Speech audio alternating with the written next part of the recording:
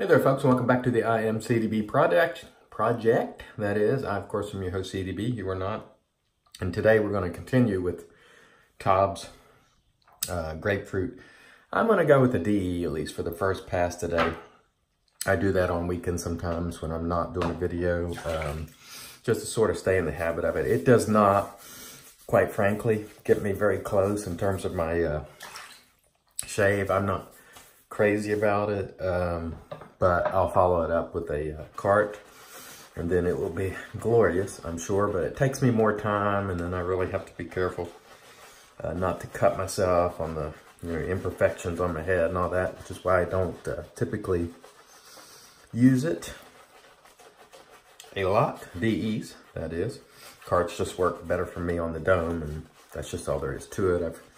I've tried both enough to know, and so therefore I enjoy using the cart. But a viewer had emailed me earlier this week or last week and said,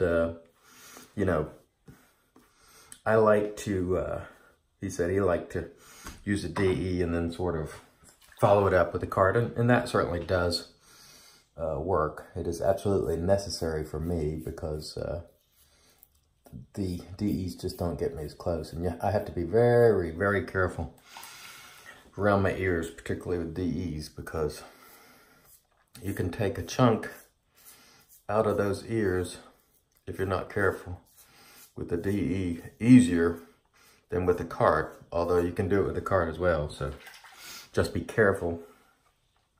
My advice, one of the things I have to do with the DE is really choke up on the handle when I'm shaving the dome, to give me a little more control, and it does work. But the problem is on the head. See, look at that right there. You see, as you're hitting that spot, see how much of that blade isn't making contact? And that happens with the carts too. But some carts like the Schick Extreme 3 that the blade bends in the middle, it sort of goes around that a little better. But there are a lot of spots on the head where DEs or single edge even, and I'll show you the single edge I was using this morning. So when you put that to your head and like you're going to see how much, as you're going around, only a portion of the blade is on the head, and it tends to use that part of the blade more than others. I just don't care that much about that. It's one of the reasons I just prefer carts, because they tend to do a little bit better job of staying in contact with the head, and also additionally, some of them flex, and so they also pivot, and they're also set at a different angle, and so they're just a little bit easier to use on the dome in my estimation.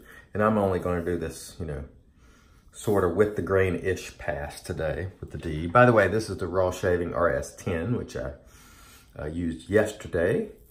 Go check it out at Raw Shaving if you're curious about it. It is a good shaver for the face, for sure. And let's just go ahead and lather up again here. And I'm pretty sure I'm going to have to end up going over that with a cart both ways anyway. So I end up doing 3 passes today. And that's part of the reason why I don't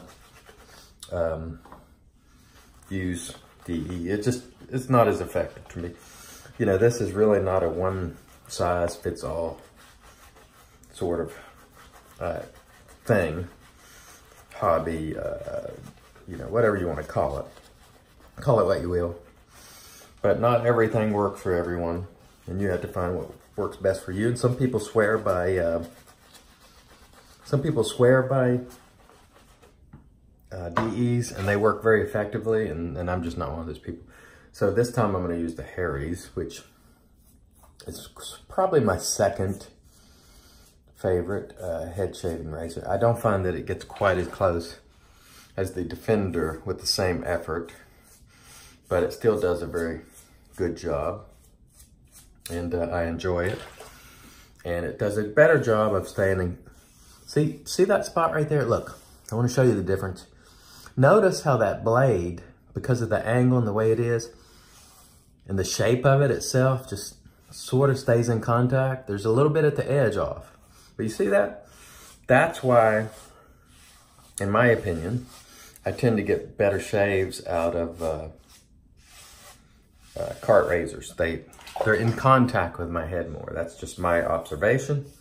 Now, there are certainly spots on the head where they're not in contact, but the ones that flex in particular and pivot, I found that on my head, that's actually a benefit. So, you know, just so you know, there is a little bit of benefit. And, you know, trust me, I was one of those guys when I was frantic about, you know, DE shaving and just trashing as often as I could cart shaving.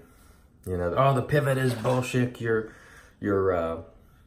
wrist does the pivoting, and it does. But I have found that the pivoting on these razors actually help. So, you know, take it for what it's worth. You may find that it's of little use to you, but it sure works for me. So the only thing I can talk about is what works best for me. And that's, you know, you should go with whatever it is. And I've said this many times in these head shaving videos that, you know, just use whatever is effective. It's a cheap soap and it works well, use it. If it's an expensive soap and it works well, you know, use it. You know my feelings on expensive soaps. I think they're largely a contrived thing that really yield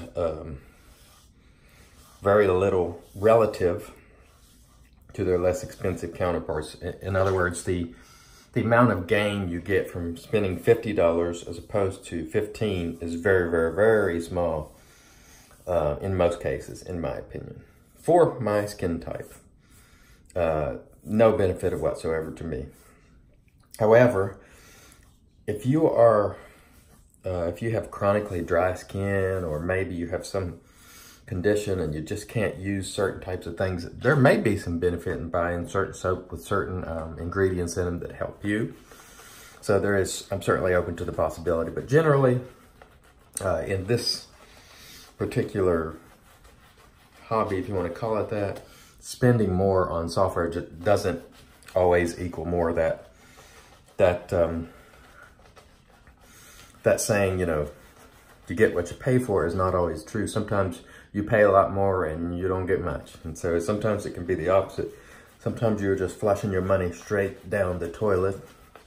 And trust me when I say this, I have very few regrets in life, but I have some. And one of them is spending a lot of money on expensive software that I could certainly use. Not worth it. And believe me, I came to this conclusion long before I had a life change and you know, less discretionary funds to throw at things. I was already understanding that I had wasted a lot of money over the last 5 years. And so I appeal to those of you, or try to appeal to those of you who are newer, or maybe you've been in it for a while and you've just, you know, reached a plateau and you're like, you know, trust me, you're not doing yourself any favors in most cases by spending a whole lot of money, unless you're strictly a hobbyist that likes to show. I think the biggest thing that drives is that, ooh, I have this expensive soap that I'm gonna post, you know, photos with, shave of the days and all that stuff. If you're into that sort of thing, then, you know, go for it.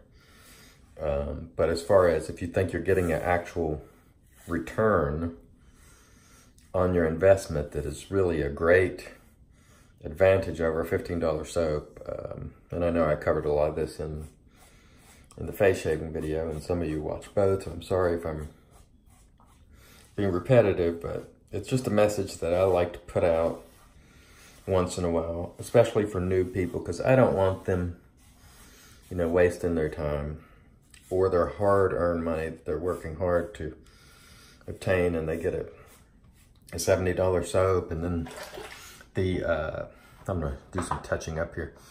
Typically what happens is you convince yourself that you've got a heck of a gain, you know, or a heck of a return. You're like, man, this stuff is great. I know I did when I first got Martin DeCondre, for example. I was like, this is the greatest soap ever created. And then after you've used it for a while, you're like, it's like everything else apart from its wonderful scent. And so I just, most of us have learned these lessons and we can share them with you, but a lot of you are going to go down that path anyway.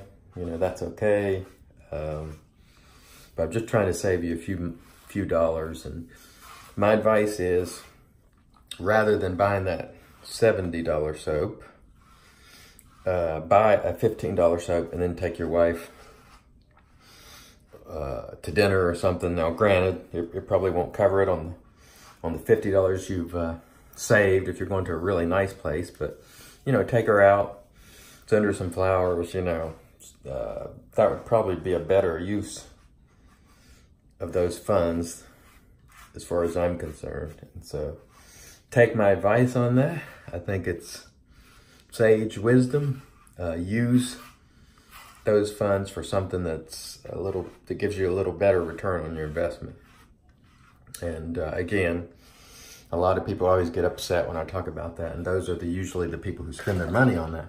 And I'm not saying for those people that they shouldn't do that if they really want to and if they have it. But if you are a person who just doesn't have a lot of discretionary income and you're choosing between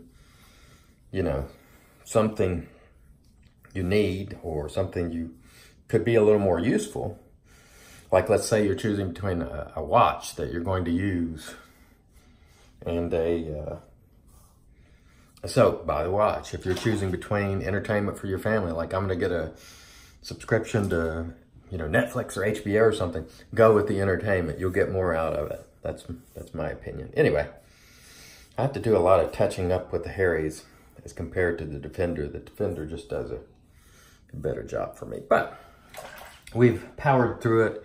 I'm going to go ahead and just wrap it up here. I'm going to use the Thayers afterwards. I'm going to rinse off, and I'm also going to use the TOBS 74.